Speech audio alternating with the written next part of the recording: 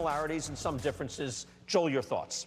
Yeah, it's a point I made a couple of times yesterday, and I'll make it again here, which is I think that there was a time not that long ago where voters were working very hard to not put people in the Hall of Fame. Mm-hmm. I think that's changed radically in the last 10 years. And when I look at something like your first base list, I'm like, if those guys retired 5 years ago, I think a lot of them get into the Hall of Fame. Yeah. I just think they were unfortunate to come at a time where there was a real defiance about letting people into this hall. Because me personally, I wonder how you guys feel.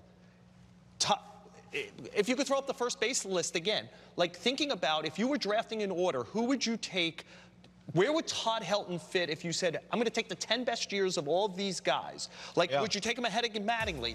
Would you take him ahead of Keith Hernandez? Would you take him ahead of Dick Allen? Would you take him ahead of Garvey? I actually think you have Olerud too low. I think Olerud's a brilliant player. Okay. I think Delgado's a brilliant player. I think Berkman's a brilliant player. Like, I'm not sure that, and I think Helton's a great player.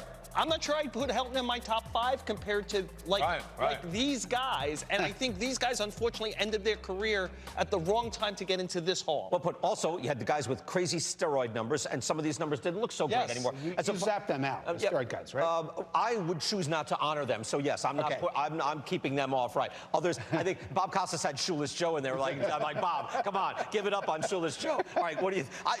You got to do one of these. Yeah. Look, when I looked at those two lists, it made me uncomfortable as a longtime Hall of Fame voter, thinking, what were we doing? Way too many names on that list not only are not in the Hall of Fame, they were one and done in our ballot. Like, more and more, I favor the Joel Sherman rule. Give these guys more time on the ballot to get to 5%. But let's look at the first base list again, because I had a real problem narrowing that one down.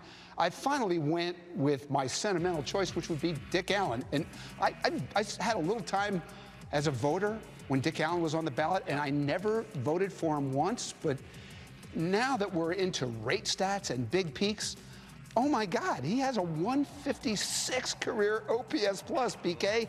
It's the best of any player in the live ball era who is not connected to PEDs and not in the Hall of Fame. So, also, a great base runner, high peak. He also played in kind of a dead ball era. He put up a lot of his best numbers, like in the mid-60s, when, again, 30 homers and 95 RBIs. That was state of the art. Can I tell you a quick funny story? Because it's a guy on your center field list that ties into, like, again, who I learned from in UPI starting in the mid-80s. Milton Richmond, who's in this hall in the writer's wing.